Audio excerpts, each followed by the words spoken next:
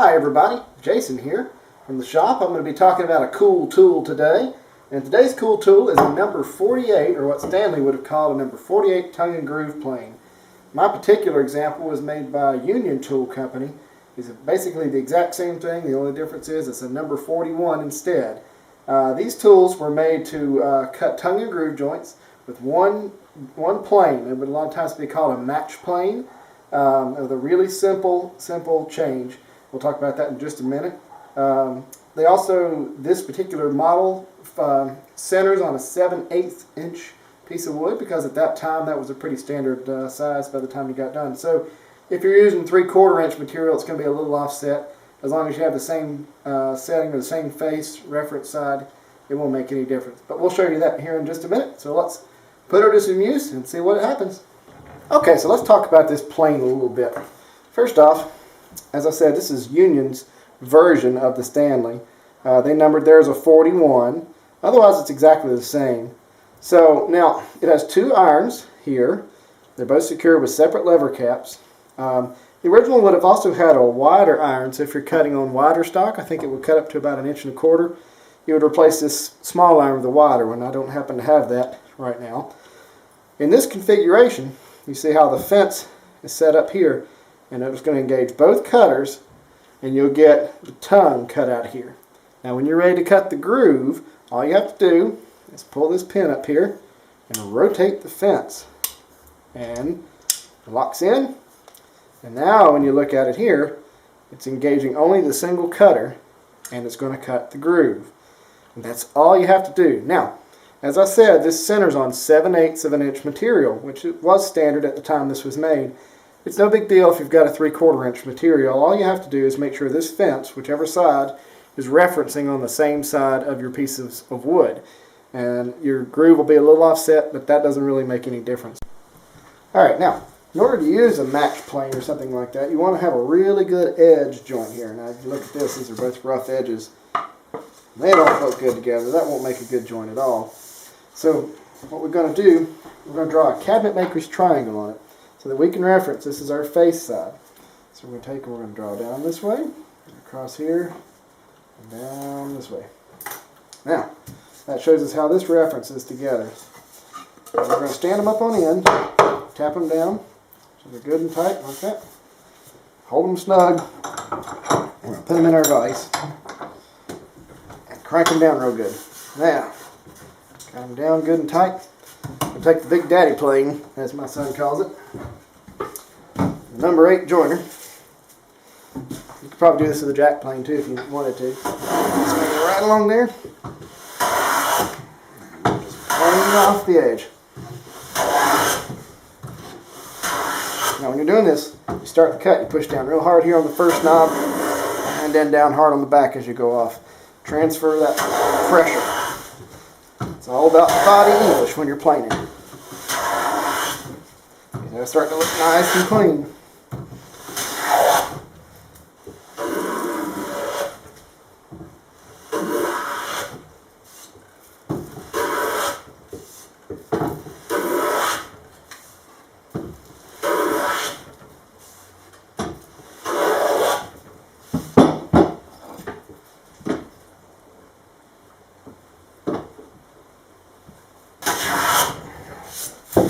Let's see. It's pretty close there. But now it doesn't really matter all that much, because when you open these guys up, any indiscrepancy you had is going to cancel itself out. You get a nice tight joint that you can use to start your tongue and groove joint with. So once you get the boards ready, we're going to start here with it in the tongue position. We're going to cut the tongue here, and you want to hold it really tight against the board that you're planing. You're going to hold the fence pushed this way with it. If you don't push the fence real tight, especially at first, then you're going to get out of alignment. You're going to get your tongue off, and it won't work. Now once you got it going good, then you can back off and let it rip. There you go. Got that tongue started. Now we can go with it.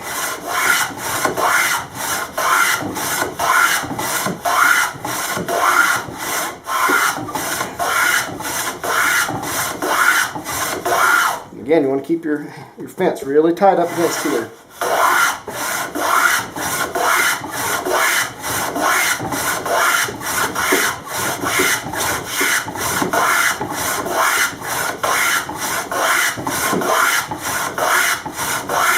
Almost there.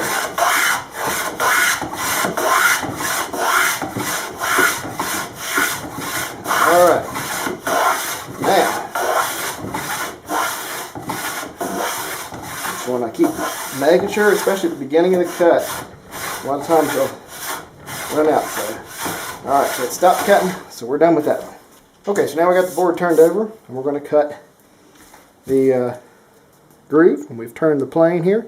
So we're ready to cut the groove. We're going to start at the beginning of the cut here. Now, push really hard against this fence here. We're going to start the groove just a little bit each time. And start eating away at it. Back up a little bit more each time. You've got to keep it really tight up against this thing. If it gets off to begin with, it'll be off the whole time. There we go. It's cutting good.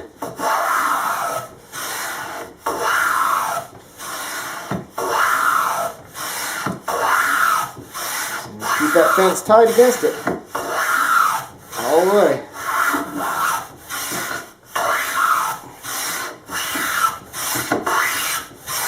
It'll stop again when it's done.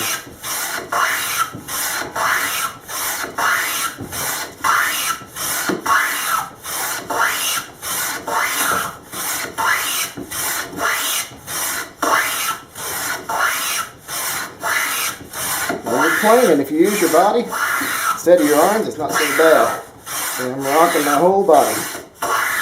Keeping your feet planted in a triangle. Instead of using your arms, you just want to let your arms kind of go with it. Use your lower body. A lot of power down there.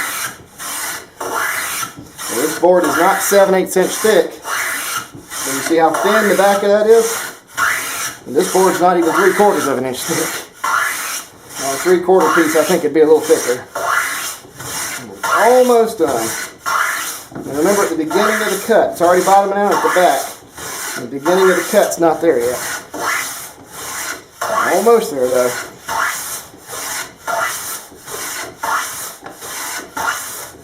Okay, I think we're just about there. Okay, it's done. Now, let's see if we fit. Take the other one, put it on here. Oh man, look at that. Beautiful. And take it loose. And the tongue there is tight. The back is good. Looks great. Now the other thing you can do, if you want to do a nice beadboard edge with this, you want to make sure you do this on the tongue side. And you're going to use like a beading plane here. This is just a little beading plane. I'll hold it back here. So what we're going to do is start back here. Or actually, we're going to start at the front of this one too. You make sure that your fence is right up here. Okay, and it's going to be on top of the tongue. We're going to push just a little bit at a time. Back up until we got the whole length here. And we're going with a nice bead here.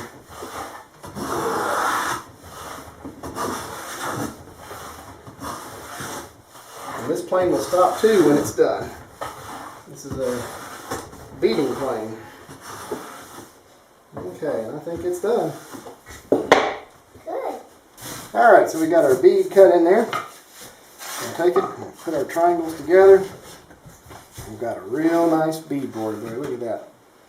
That looks really nice there. And that also hides any issues if you might have a little gap in there. And that bead looks real nice there, and you've got that. Now, something else I want to tell you about. If you happen to have a problem, if your tongue is too tight, if you didn't have the plane set just right, get you, this is just a cheap shoulder plane, or this is a rabbit plane actually. This is also a very cool tool. Maybe we'll do a session on this sometime too. It's a skewed iron rabbit plane. You can just run it right along this edge here and clean that up a little bit on both sides, or you can run along this way and clean this up. In this case, it's perfect. I'm not going to mess with it. Looks pretty good. Sometimes people will get you to relieve this back side just a little bit. And you can do that to tighten up this front. If your front's a little loose, you take this rabbet plane here, just run it right along here, going this way, and it'll relieve a little bit of material along here and create a little bit of gap in the back. That's okay. Gap in the back's good, and that'll tighten up your front. But we don't need it. That looks great. So, the Stanley, or in this case, the Union number 40, what is this here, 41, or the Stanley 48, I believe it is. This is a tongue and groove plane. The only trick is to make sure you get these irons set right. You want a fairly shallow cut. You want them pushed in as close as they can to this casting. If you're looking for one of these, they're available out there on eBay. I got this one on eBay. It's a pretty good plane. You can find them in antique stores sometimes, junk stores, tool dealers. Lee Nielsen's making a brand new one that's got a single iron with a gap in the middle, and that's probably a pretty good idea. Lee Nielsen makes very good stuff, so it's a little bit more expensive than you would find a antique, but still a very cool thing. So here it is, the Union number 41 or the Stanley 48. Thank you for watching, and we'll see you later.